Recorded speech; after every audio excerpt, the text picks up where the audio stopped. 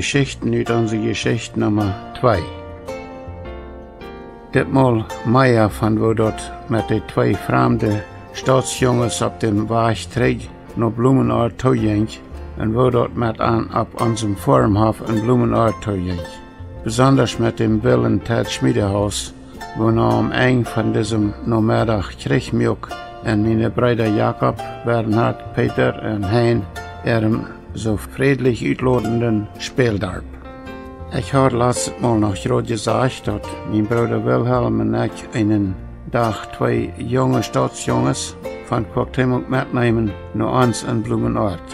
Dort wären Walter Schmiedehaus sein Theodor von Chihuahua City und Federico Rote sein Jung. Ich habe diesem Jung seinen Namen nicht behalten. Als ich anbedachterweise zu dem Schmiedehausjung in Botica San Antonio gesagt hat, dass mit uns mitfahren können nach uns in Blumenort, dann wollte das Jung, ohne sich auch mal ein klein bisschen zu besinnen, der heute mit uns mitfahren. Und er gab nicht nur mit Schlemmen, dass sein Vorderarm soll mitfahren lassen. Schließlich frug Schmiedehaus seinem Geschäftspartner Federico Rote, auf seinen Jung, wo ein bisschen älter wäre als Theodor Schmiedehaus, auch wird mit uns mitfahren lassen, sodass die bei uns auf dem Forumhof noch seinem Jung abpassen kann, dass da nicht wird zu wild sein und nicht zu viel Schoben abtrieben, wenn seine Eltern nicht da wären, zum nur am abpassen. Und als Rote auch seinen Jung mitfahren lassen will, dann werden diese zwei Staatsjunges am Neureid zum Mitfahren. Und dann fuhren wir mit Antaub nach Blumenort. Walter Schmiedehaus sieht uns, dass in seine frühen Abend auch ankommen würden und dass sie diese Jungs dann beide nach Quacktemuk mitnehmen würden. Aber das geht auch nicht sehr lang, weil wir merkten, dass wir keine Ahnung gehabt haben, von was wir uns übernommen hatten. Wir wären noch nicht weit gefahren, dann wisst wir, dass wir unser Hang voll zu tun haben würden, solange bei dem Willen Theodor seine Eltern jeden Abend auch nach Blumenort kommen würden. Kurz als wir losgefahren wären, dann schlemmte Theodor, Bruder Wilhelm soll ihm die Linen geben. Aber Wilhelm sagt ihm, wenn wir bei Büter der Stadt gekommen worden sind, dann wollte ich die in Bett fahren lassen. Und so schwind als wir dort letzte Haus in Quacktemuk vorbeigefahren wären, dann seht das ungeduldige Bengel weiter, nu gef mir die Linen, nu will ich fahren. Und Rote ist ein viel anständiger benehmender Jung, dankt mit Theodor und sagt, sieh doch nicht so abdrängend, aber dort wir von Fuß an zu morgen, dass das Jung sich von seinem Freund nicht reicht wiesen lassen würde und dass auch von uns schwor wird zu kontrollieren sein. Als Bruder Wilhelm dem jungen Staatsbengel dann aber doch die Linen an seine Hände gab, dann klappt die Piedfuß, aber steht so herzhaft ab, dass das Fuß zu morgen wird, dass das nicht fortschreien wird. Dann Bruder Wilhelm hat die Pied gehorchen gelehrt. Diese beiden Pied deuten ganz kriegt, was haben wollte. Wenn die ansparen, dann rannten die so sehr, als dort haben wollte. Und nu sparen das schlängelte Pied ohne Moten an. Und je schwinder dort fuhr, je besser ging den Willenbengel dort. Sagt keine Gefahr und lässt sich von keinem sagen, dass nicht so sehr abklappen soll. Als wir sagen, dass das aller Taub Schrotz gehen kann mit diesem anchanteligen Fahrer und dass nicht freiwillig die Linen abgeben will, dann nimmt Bruder Wilhelm an die Linen einfach weg und brachte Piet weiter unter seine Kontrolle. Aber das kleine Staatsbengel wird dann so unzufrieden. Er will die Linen immer weiter haben. Als er merkt, dass die nicht weiter kriegen wird, dann wird er all beim Fahren sehr schobernackig. So schwind, dass wir auf unserem Hof angekommen wären, nach ehe wir die Pferde ausgespannt hatten, dann musste Rote sein Jung all tun, was er kann, und kann dem Jung doch nicht kontrollieren. Er kann ihn bloß nicht davon aufholen, dass er nicht alles, wo er hineinkam, anpackt und uitprobt. Zum großen Glück waren wir mit diesen beiden Staatsjungens taub meist Fuß an den Mittagsdash gekriegt. Und ich glaube, wie es auch dem Willen Theodor das Mittag sehr gut schmeckt, benahm er sich am Dash wenigstens einigermaßen anständig En hij dankt mijn moeder en mijn zuster ook anständig en heiflich voor dat middag. Aber so schwind als hij vom Desch gewonnen war, dann hadden Rote zijn jong en wie selbst war da unser Hangfall. Wir können an diesem Nachmittag wirklich selbst nur staunen, als bloß nur diesem Schlingel abpassen, dat hij nicht alles draal dreht, wo hij in ankommt. Des will Theodor, man am meistens Ted, der steht sich sehr über Rote seinen Jung, wann der am nicht seinen Wellen loten will. Und als Rote sein Jung dann einmal in unserem Sekret am Outhaus nangegangen war, dann wirbelt Ted Schmiedehaus derb von Bütentau, sodass er nicht Rüt kennen soll. Und als unsere jüngere Brüder diesen Jung dann doch Rüt loten wollen, dann deed Ted alles wat hij kon, dort nicht tot zu loten. Aber er war doch Rüt geloten. Mit dem Ted ging dort den ganzen Nachmittag sehr doll her. Hij dreef seinen Schobernack, bald hier und bald dort ab unserem ganzen Hof. Wir können wirklich nichts anderes tun, als nur diesem Schlingel abpassen, ganz bei seinen Eltern jeden Abend auch heimkommen. Als das Willebengel an jenem Tag den ganzen Nachmittag von ein ab andere rumgeschobernackt hat, dann wäre er auch, wenn den ganzen Nachmittag mehr als einer von uns nur am abzupassen versucht hat, mit einmal plötzlich ungefähr 12 Schuhe hoch ab unserem Windmehltarmen abgeklattert. Ich had meine Augen ein Stootje nicht bei ihm gehabt, und dann hörte ich Rote seinem Jung schrien, Ted, du darfst nicht so hoch klettern, komm kurz rauf. Und als ich das hörte und sah, dass er also hoch und abgeklettert war, dann gruselt mich das so im Bett, und ich war sehr streng mit ihm. Aber er sah sich ganz brav ab, eine Dwerstang am Tarmdol, und prachert mich bloß, ich soll ihm doch erlauben, ganz bis boven und abzuklettern. Und als ich ihm dort streng verbot, dann treibt er mich und sagt, du kannst mich hier nicht reken. Was willst du mit dir tun?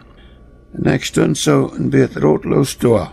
Aber dann kam ich dort an, und so schwind als mich dort ankam, hält ich meine Arme hoch und sagte zu ihm, spring rauf. Ich wollte hier einen abfangen. Und ich hatte es kaum gesagt, dann sprung das Schlingel furchtlos rauf. Und ich muss tun, was ich gesagt habe, dass ich tun würde. Ich glaube von dem Tag noch, dass Gott hier war, seine Hand verhält, dass diesem Jungen nichts wird. Und dass wir nicht das erste Mal an diesem Tag, dass Gott das getan hat. Schließlich und endlich, gerade aus dieser Zeit in unserem Garten, dicht an der Gas, auf einem großen Pappelbaum all viel zu hoch und abgeklettert war, und war dann nicht gehorchen will. Auch wenn ich streng war mit ihm, dann sagt mit einmal einer von meinen Brüdern, dort im Schmiedehaus sein Auto in Blumenort lang der Gas gefahren kam, und zei dann, Ted, kijk mal, deine Eltern kommen. Und als er dann selbst sagt, dass er Auto meist bei uns war, dann kam das Bengel sehr bosig vom Baum rauf, und wir plötzlich ein ganz anderer, sehr bescheidener Jung. Hij ran seine Eltern entgegen und prollte damit, wo alles ab der Form sehr gut gegangen hat. Aber Rote sein Jung, als hij uitgefordert war zu sagen, wo der Nachmittag gegangen hat, der leider doch durchschienen, dass nicht immer alles so ganz gleich und glatt geschafft hat, als Theodor dort fertigstellen versagt. Des Jung stellt sich sehr gescheit an, dat heet de Ted, solange als seine Eltern bei ihm wären. Aber bald gingen Walter Schmiedehaus und seine Frau mit meinem Vater Taub bei uns hinein, und Bengel, wir waren gerade so wild als vorher. Ich kann mehrere andere Ereignisse von jenem Nachmittag vertellen, aber ich will bloß noch von einem anderen Ereignis vertellen. Aus diesem Schlingel seine Eltern waren nicht bei ihm wären, dann ging er noch einmal weiter an meine Brüder erschmacket Mini-Darbje hinein, und ditmal erklärt er Krieg an das friedlich uitlotende Darbje. Und hiertoe wird Bruder Hein bestimmt noch viel mehr sein wollen, als ich sagen kann. Dann will's eine von diesen Mini-Wirtschaften seine wäre, haft er sicherlich viel besser beholen, was das Krieg alle an ihrem friedlich uitlotenden Mini-Darb vernichtet hat, als ich das beholen habe. Ich habe davon bloß beholen, dass das Bengel mit einmal Krieg spielt, en erbarmungslos mankte schmacke, friedlich uitlotende Wirtschaften, mangliedert mit doodje oder uitgebrande Fuppenlamp-batteries, flashlight-batteries, wo nur op diese Formen als Miniatur Traktolintonnen dienden. In Schmack en Reh bei jeder Bühr seine Maschinenshop handgestalt gestohlen haben, wo der Spengel der abgeripst und ausbommen brucht, um diese schmacke kleine Formgebiete verbommen. Ich glaube, wenn meine Brüder die stalte Eigendämer von dieser Wirtschaften dabei ihre Natur so haben gehen gelassen, als das angeschleppt nach Staatsspengel seine Natur gehen leid, dann hat das mal wohl doch die Ohren voll gekriegt. Bruder Hein, vertel du diese Geschichte von dem Krieg in jenem Dorf so, als du die als stolzer Eigendämer von einer von diesen Wirtschaften gesehen hast und beholen hast. Und vertel auch die anderen Ereignisse, die während diesen sehr bewegten Nachmittag bei uns passierten, so als du die als kleiner Jung damals gesehen und was nu beholen hast. Die Deutschländer hat Krieg erklärt an unserem kleinen Spieldichtarp. Deutschländer haben noch mehrmals Krieg angefangen, jo, die erste der Zweite Weltkrieg. Na ja, aber wir wussten das danach nicht. Aber wir spielten da auf unsere Hofjes und wir waren ganz vergnügt dabei, warten aber bald an, dass unsere Freunde nicht sehr gut verstanden, mit das Spiel zu spielen, was wir spielten. Und mit einmal robte Teddy sich all die Batteries, Flashlight-Batteries taub, foppert sich die an, gef nach Wort nur rote seinen Jung, dann ging er nachdenklich aufstehen und fing an zu scheiten. Jetzt fallen die Bomben. Und dann hat er da geschmeten, einen oder anderen. Und sie hieß wären von kleinen Tegeln, schmack gestrickt. Und so ist mein Bruder jeder vertalt, Iermal hat er de Rüche hängen ganz geplatzte Fingers von, wenn wir so viel am Blatt schaffen deiden und dann stundenlang noch der Häng hatten, dann gäf es sehr schlimme Häng. Und dann hatten einmal meine Schwestern nicht sehr viel Erbarmen über uns, wenn wir so eine abgeplatzte Häng hatten. Und dann zu Ovens, wenn wir gewaschen wurden, dann ward gut angeseibt, der Barsch genommen und ward dort alle reingebarscht. Oh, das wir Tummenbett weiter. Aber trägt noch an dem Krieg. Erst der Krieg wir für uns sehr schwer zu nehmen. Das letzte hat wie an der Mann gespielt. Aber wir wären ja wehrlose Mennoniten, nicht so? Aber ich ging dann und klärte meinem Papa, was Schmied aus den Jungen getan hat. Vor der Stadt stunden die Männer ab, kamen checken, was da passiert war.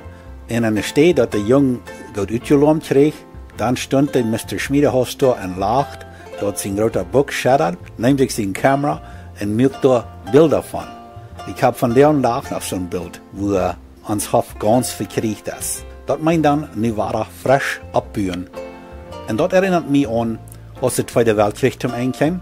Dann wären da Tausende von unseren Mennoniten, die Flüchtlinge wären von Russland, die wären Krieg mitgekommen mit der Armee an Deutschland nehmen, bis die Russländer den Deutschländer dann schließlich durchnehmen. Und dann gibt es da viele von unseren Mennoniten, die da Flüchtlinge waren in Deutschland.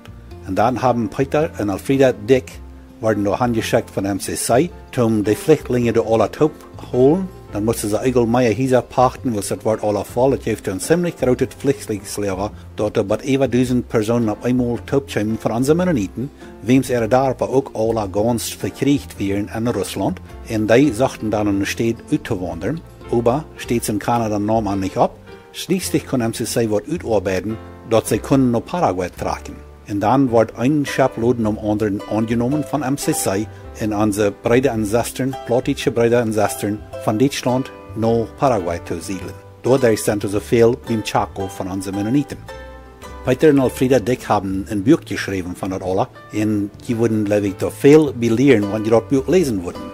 Das nennt sich Auf von den Ruinen, Up from the Ruins. Das sind Beitsprachen, und die auch in Englisch zu kaufen. Wenn es erst gewusst, ich weiß nicht, was das nu ausverkauft ist. Aber dort können wir nur lesen, was das wirklich meint, von den Ruinen war frisch abzubühen. So hat ja ganz Deutschland sich musste abbühen, was das durchgeschlagen wir. Und auch große Ports von Europa, die Deutschländer all durchgeschlagen haben. So, das war abbühen noch Krieg, das jeweils war einmal geplatzt daheim. Das eben holen wir noch bei den anderen Mal.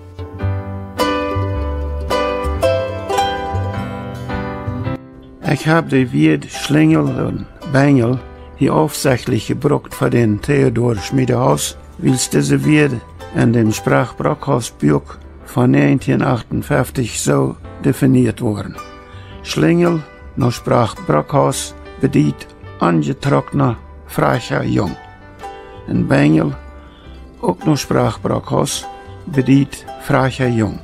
Dit dat Schmiedehaus benimmt sich, wenn seine Eltern nicht arm wären, als ein sehr frecher, angetrockneter Jung. Sein ganzes Benehmen ab unserem Formhof durch diesen Nachmittag, wie dort von einem angetrockneten, dort heit einen anbelehrten Jung. Aber an seine Eltern ergehen wird, kann er sich teiliger Zeit so benehmen, als wenn er ein sehr gut belehrter Jung wäre. Und nun noch wird mehr von was wir in unseren Kinderjahren an Blumenort zum Spielen gehabt haben. Manchmal spielt wir Jungs tidenlang einfach mit ein paar Ole Gummreifen. Einer von uns staubt mit seiner Feit an die Gummreifen an, sah sich da ganz krumm geboren an und hält sich mit seiner Hand gut fast und leitet sich dann von einem anderen Jungen Hahnenträg lenkt an den Utwach kullern. Und wenn einer meid wir oder dieslich geworden wir von mit der Reiftaub in eine Runde drehen, dann muss der andere sich an der Reifen krallen und sich kullern loten, was er meid davon wir. Manchmal kullert wir auch mit die dann gefahrene Iserreifen von der Hügel Baggeräder rum, Hahnenträg bei der Gas lenkt an zum Utwach. Um diese Hügel leichte eiserne Reifen zu kullern, mögen wir uns an einem passenden Stock auf einem Eng einen eisernen Haken fast, wenn er so gebaut wird, dass er Schmack an beiden Seiten ram die schmale eiserne Reife ranpasst, und dann braucht wir bloß so ein Bett von unten dieser Reife nur schieben und können dann so bosig damit ramrollen, als wir ran können. Damit habe ich stundenlang ramgerollt.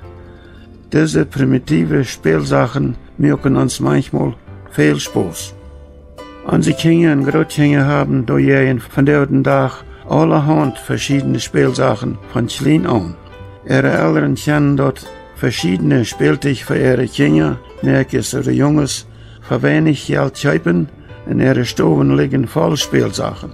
Sie haben mehr als genug davon, um sich damit im Haus die Zeit zu verdrieben in den kalten Wintermonaten. Womit spielt wie, als wir Kinder wären in den 1930er Jahren Bernen, wenn das Büten in den Wintermonaten tidig düster geworden wäre. Oder auch, wenn das Wetter mal nicht schön genug wird zum Büten spielen, überdach. Die Mädchen hatten wohl ihre Pappentum damit Bernen spielen können, aber wir Jungs hatten nicht viel was zum Bernen damit spielen können. Wir mussten, wenn wir Bernen was zum Spielen haben wollen, manchmal selbst was dort merken. Ich erinnere mich noch daran, dass wir uns dann manchmal unsere eigenen Spielsachen, Spielblätter, Spielfiguren oder Games merken und damit tidenlang spielten. Hier müssen wir für das Mal aber weiter aufbrechen.